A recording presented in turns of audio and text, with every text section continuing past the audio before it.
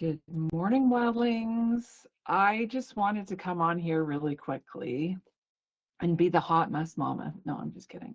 I was actually sitting here like this and thinking, wow, I look like I'm naked. That's a really great start to the shedding season.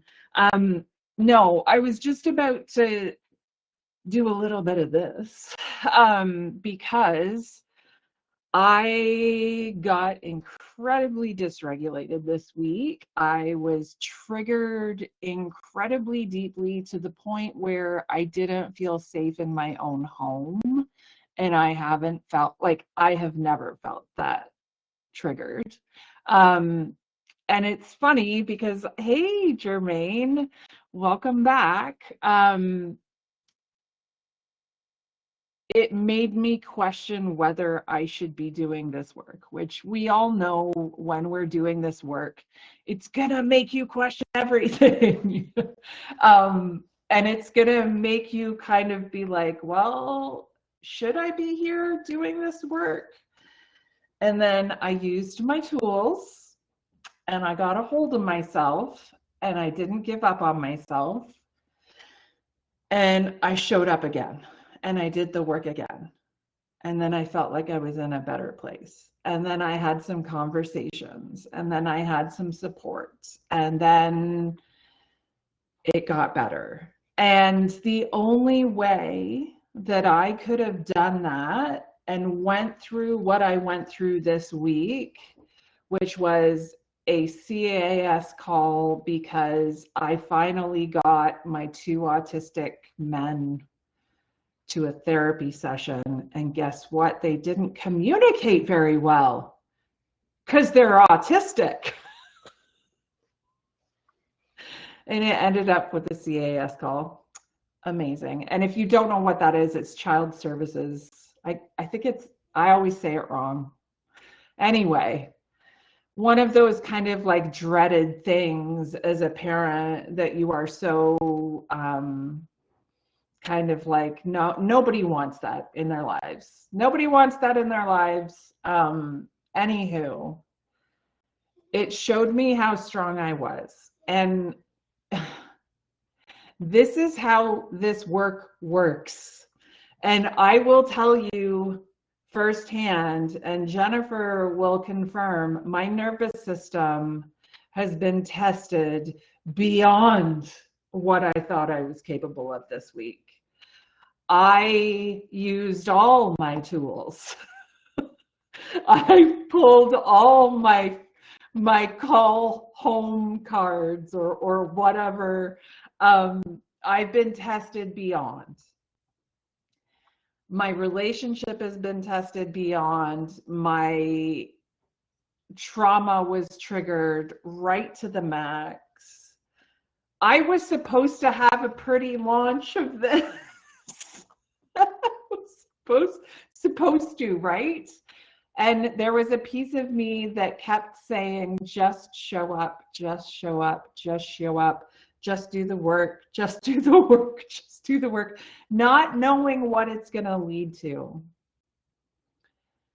And then yesterday was my 25th anniversary with my partner.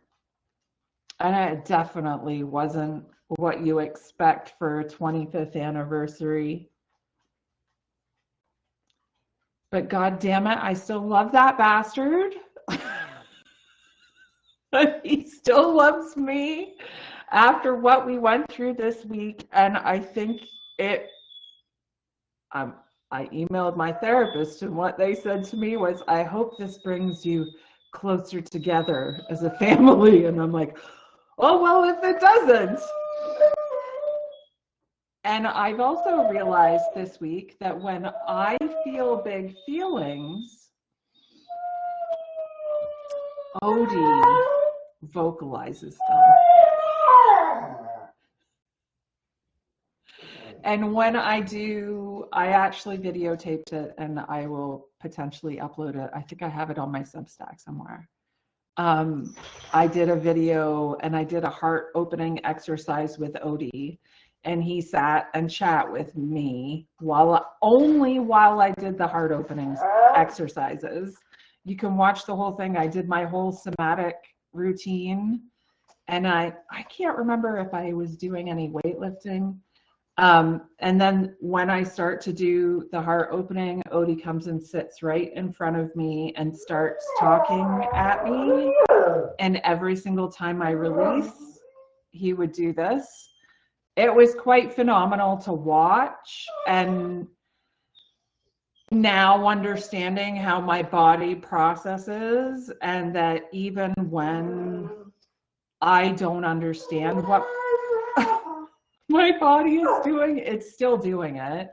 I talked to a scientist last week about my brain, and they said that they have never seen somebody have the metacognition and the somatic processing that I have in the same body, and they don't actually understand how that can coexist. And I don't either. I'm just learning.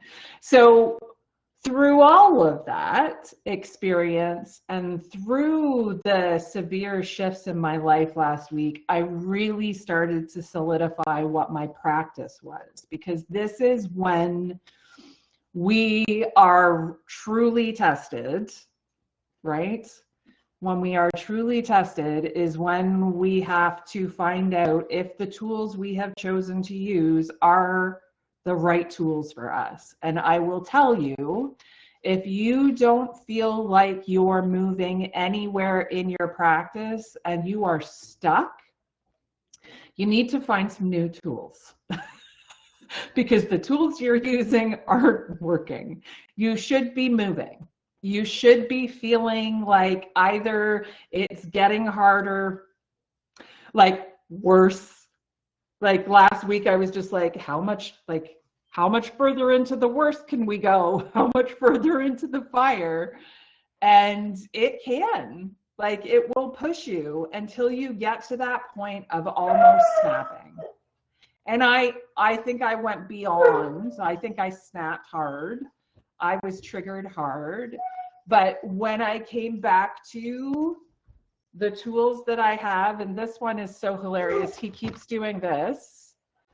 And until I actually give him Reiki, watch, is when he stops.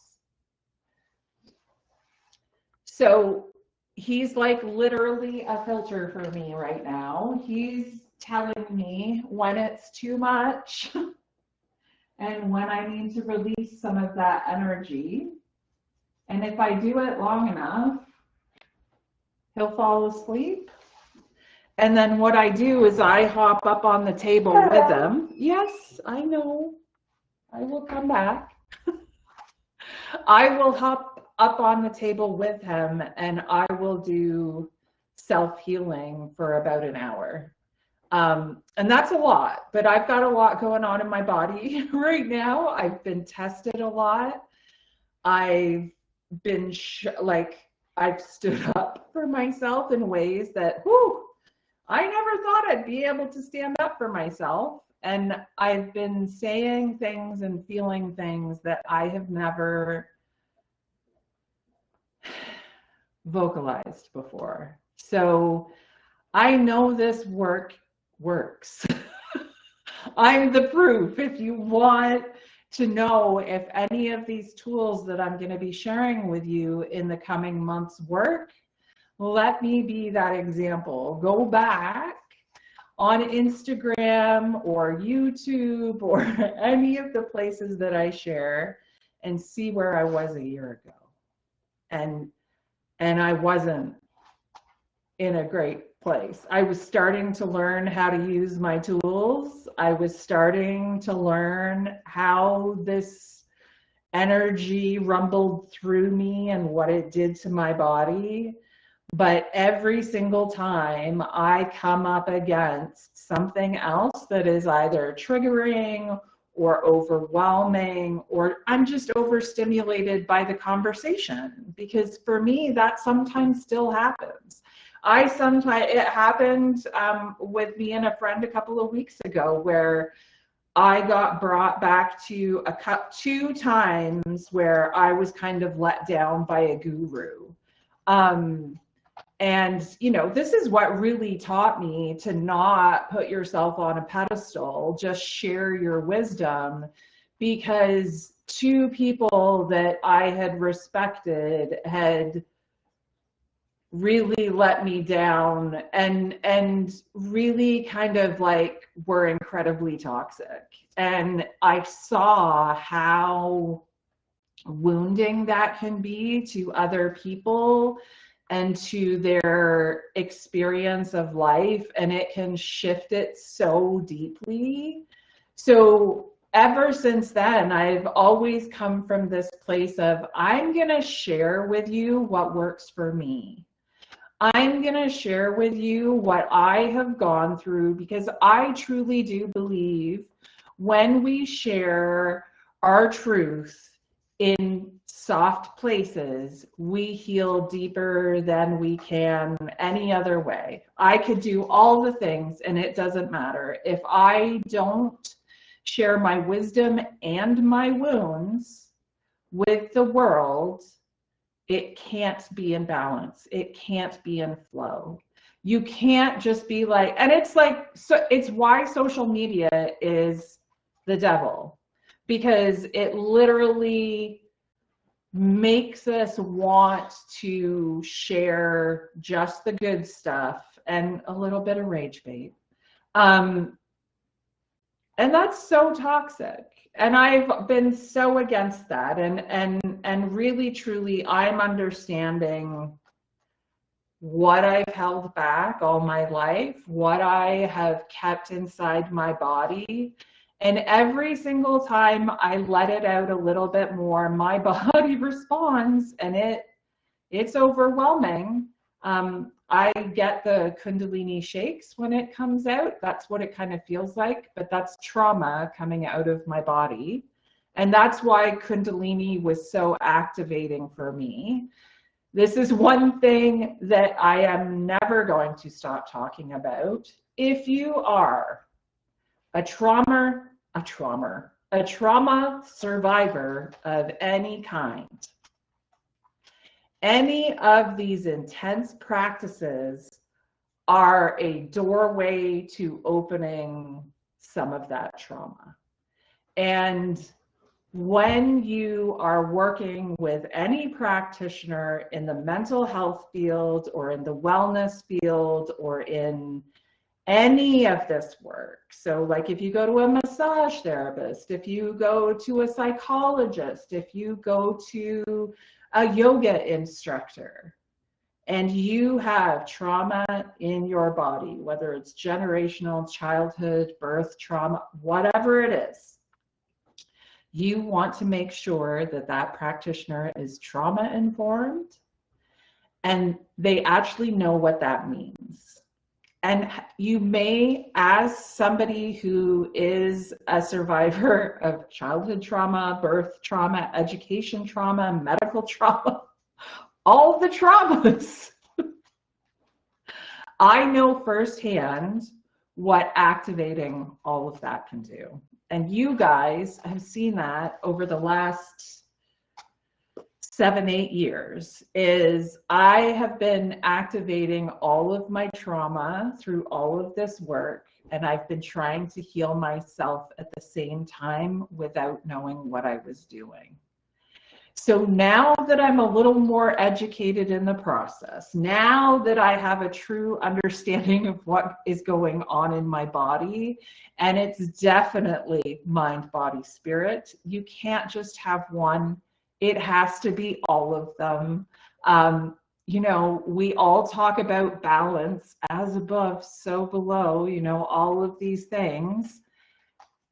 You have to include everything. It has to be holistic. And that is what I have been working on for the past decade, is finding a holistic way to heal myself. And I think the shedding is part of that.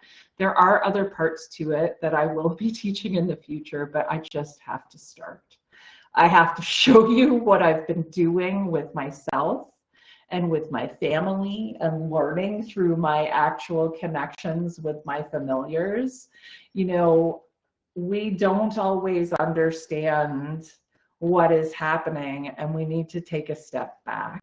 And that is what I've really been working on this past year, is looking at my life through a different lens, through a different perspective, so I can actually see what's going on. Because even if I truly 100% just dive into being a, shamanic druidess, you still have to be training your physical body, training your mind, all of it.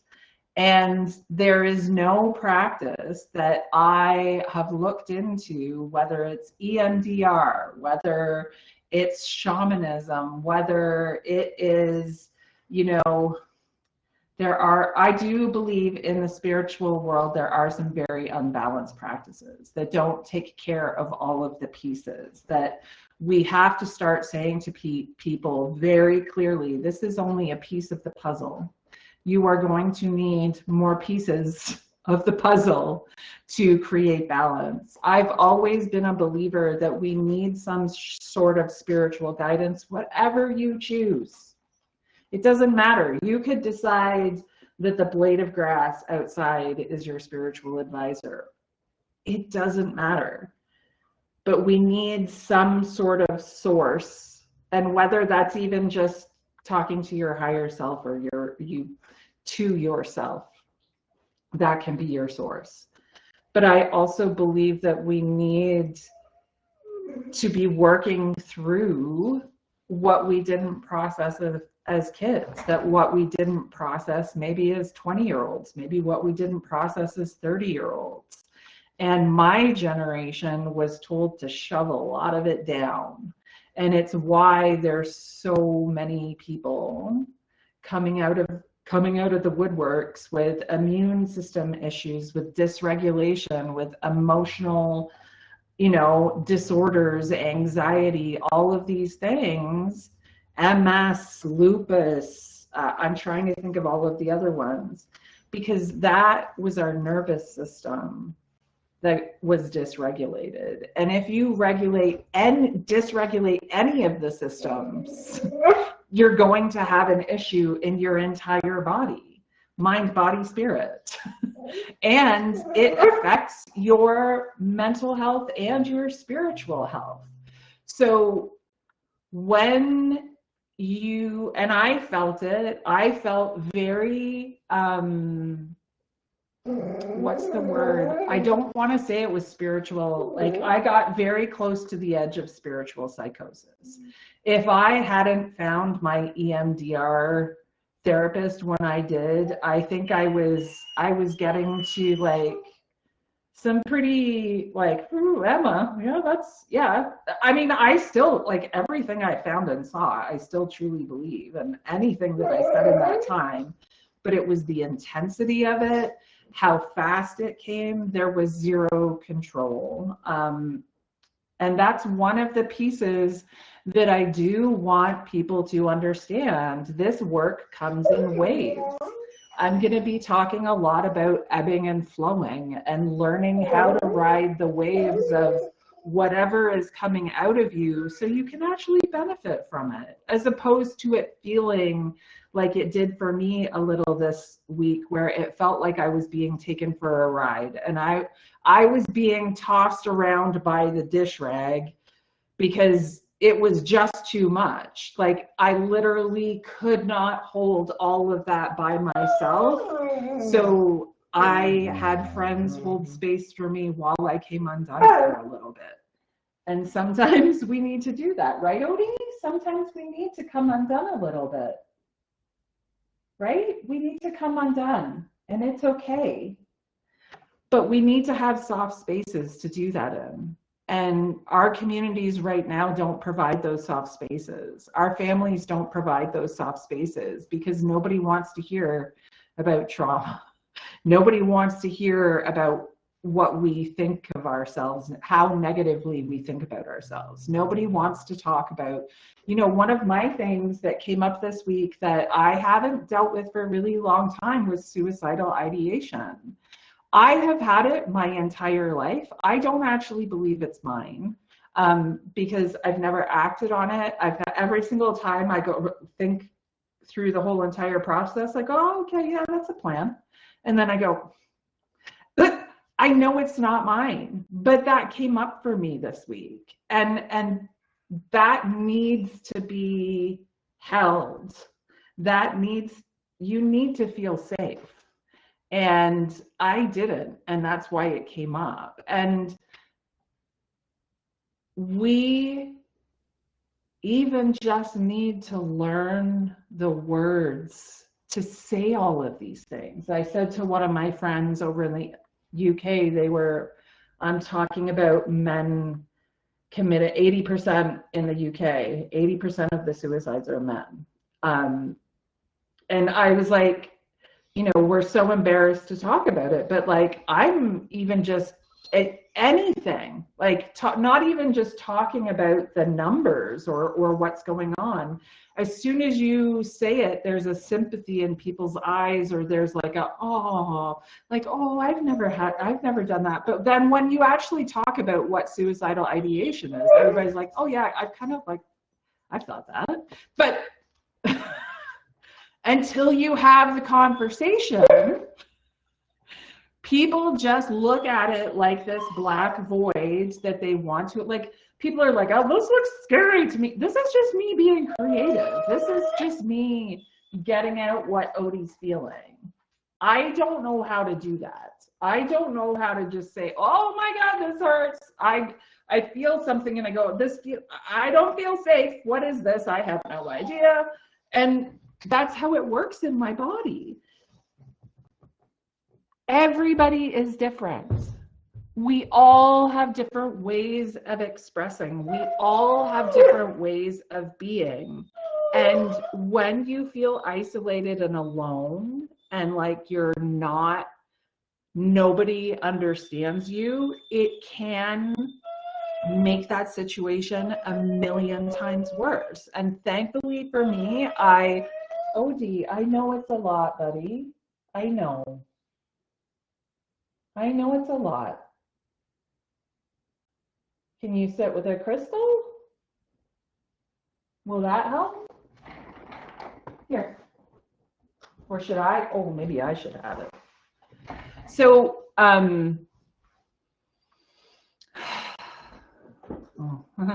that makes a lot of sense. Did it work?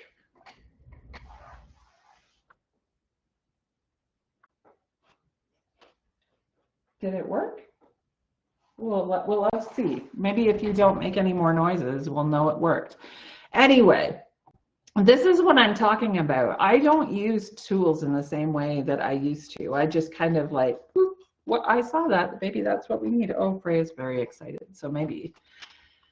Anywho, we need to give ourselves space to learn how to do the work. I'm only just learning how to do this because I'm literally letting myself do it. These two are so funny. But I also forget a lot of my stuff. Oh, he wants me to lay down. Okay, I will lay down. I will stop giving my energy away.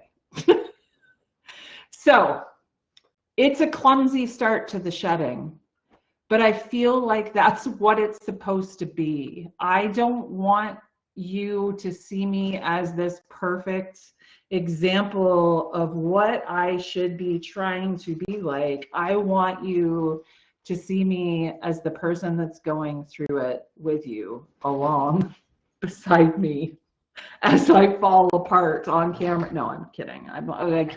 I'm finally at the place where I can say, yes, I can be in that energy and it not completely, yeah, I know. That's what Jen says. Honestly, this is better than pretty. The right people who need this season of shedding will feel it more this way. And I totally agree. I know that people, don't mind me.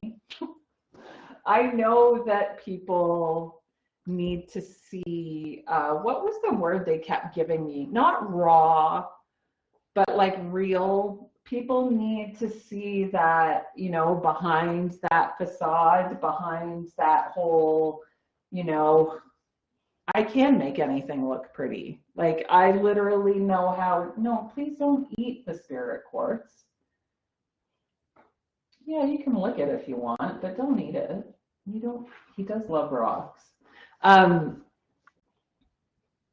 Freya, you look creepy in the background. This is my life, it's messy. Everybody's lives are messy. And we sometimes choose to see other people's lives as this perfection that we can never reach, because then that makes it easy for us not to even try. So I'm here to inspire you to try even just a little bit, because that's what I do every day. I don't go hard. I don't, you know, show up and be like, I'm going to have a smoothie, and I'm going to do my workout, and I'm going to do my healing, and I'm going to do my journal, and I'm going to be the best mom. And no, I go one thing at a time. I try to figure out, you know, I still truly don't know why Odie is loving to be this filter for me, but I'll eventually get there. Maybe I'll figure it out this time next year. And that's just fine with me. I'm no longer in this rush to have all the answers, either for me or for anybody else, because I think that's not fair.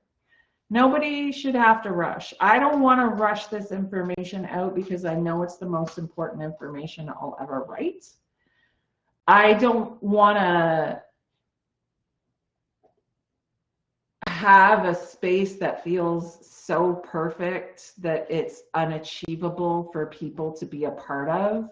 I've always wanted this space to feel very accessible. So I think this is probably the way that I'm going to do that, is share exactly what I'm doing to get back to that. And again, balance, get back to the wave of the ebb and the flow, because I have learned, and Jen, get ready for the cringe, Jen. Discipline is the foundation of self-care. Showing up for myself, despite it all, coming here and saying, I want, oh, rude. I know, right? I wrote something, a reply to somebody today, that I keep getting shown that I have to dig into my warrior part. So there's this belief that we have, there's all these pieces of ourselves. There's our protector part, there's our fire keeper part, there's our, like, all of these different parts, and your inner child. And you can name these parts and you can share these parts, but we have to take care of all of the parts and not just some of our parts.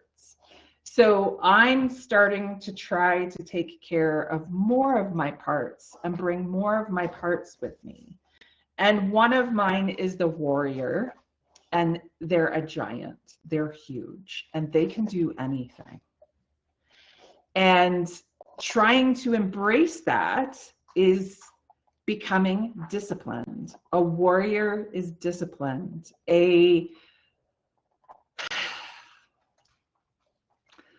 person that takes care of themselves is disciplined. And it is so hard for me. And I'm going to post a video in the comments below. This is a person that I have just found on YouTube, and they write and do videos about creative blocks or just blocks in general, and how to kind of work your way through the process, because some of our brains do not have that habit toggle. Like, we literally have to show up every day and say, create the habit, create the habit, create the habit, create the habit, create the habit. If we don't, the habit will not happen. Our brains do not naturally create the habit. So we have to create deep muscle memory. And that is like doing the shedding every year. This time is me creating, sorry, my dog's trying to eat my markers. He loves chewing my markers. It's me creating a muscle memory that now is the time to slow down. Now is the time to reflect. Now is the time to look at what I need to work on for next year. So this is the time that we start to shed the things that no longer serve us, just like the trees are shedding their leaves. You've heard it all. But let's get real about it. Let's actually do some things. Let's, get on the table, heal ourselves, maybe give ourselves a pep talk in the morning. Listen to your dog when he's like, dude, come lay on the ground because the Schumann's about to spike. All of it. What do you need to create discipline in your life? How can you set your life up? Like I've literally got, so my Reiki table, my computer, my workout space, my channeling space, all in this little area. It's all accessible. I bring my TISM bucket everywhere with me, and this has all my stuff to do my work, to do my healing, to do my journaling. So I can just bring this to all the places I go. So I have the tools I need. Yeah, we're healing, right? You want to see in the bucket too? You want the attention? Hey? Yeah, I think you need the attention. I know. Yes, I know. You're the loveliest. He's so vocal, man. He's so rude. I know. Yeah, you're rude sometimes. I know. So Odie has so much to say. If you're an animal communicator and actually know the words, no, I know what he's saying. It makes me laugh. Because the other day, Bill was like, I think he actually said, I love you. And I'm like,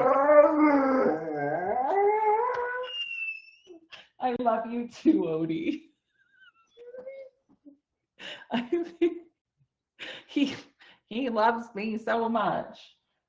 But my dogs, they're part of my process of getting through this. They're both healing me in super deep ways.